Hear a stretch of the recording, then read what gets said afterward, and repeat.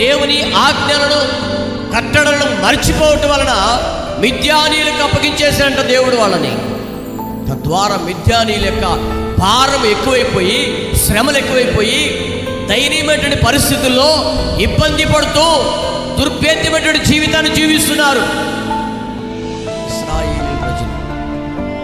ఎక్కడ మిద్యానీయులు కనబడితే నన్ను దోచుకుంటారు అన్న ఉద్దేశంతో గిద్యోను గానుగు చాటును కూర్చొని ఏం చేస్తున్నాడు?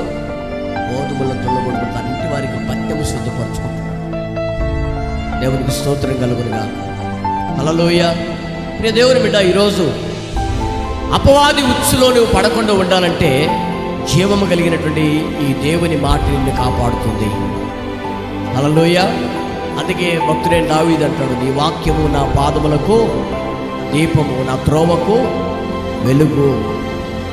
హల్లెలూయా. నీ వాక్యము నా పాదములకు దీపం, నన్ను నడిపించేది నీ వాక్యం. నీ మార్గములు, నా మార్గములో నీ యొక్క వాక్యం నాకు వెలుగుగా ఉండి నన్ను నడిపిస్తుంది. వంకర త్రోవేదో, తిన్నని త్రోవేదో నన్ను సూటిగా నడిపించినట్లుగా నీ వాక్యము నన్ను నడిపిస్తుంది. అందుకే నీ వాక్యం తప్ప నాకు ఈ లోకములు ఏది వద్దు అంటాడు దావీదు. హల్లెలూయా. దావీదుకున్న రోషం మనకు లేదు. ఈ దేవుని బిడ్డలారా, చూడండి ఈ రోజున మన బ్రతుకులు ఎలా ఉన్నాయో. శత్రువుల హస్తము నీ మీద భారంగా ఉండడానికి కారణం ఏమిటి మీకు తెలుసా?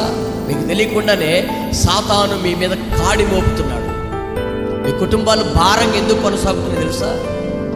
సరైనగా తిండి తినలేక, పిల్లల రక్షణ లేక, ఆధ్యాత్మిక స్థితిగతులు ఎదుగుదల లేక ఎందుకు మీరు భారంగా నడిపించబడుతున్నారు తెలుసా?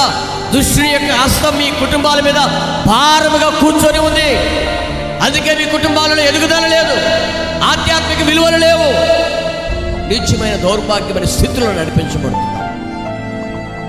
దేవుని బిడ్డ, ఇకనైనా మార్పు అనేది నీ దగ్గర నుంచి ప్రారంభమైతే నిన్ను బట్టి నీ పిల్లలు, నిన్ను బట్టి నీ పిల్లల పిల్లలు, నిన్ను బట్టి నీ పిల్లల పిల్లలు తరతరములకు, ఇందాక చదివిన మాటలు ఉంది కదా 61వ వచనంలో, తరతరములకు నీ వాక్యము ఒక ఆధారం. 60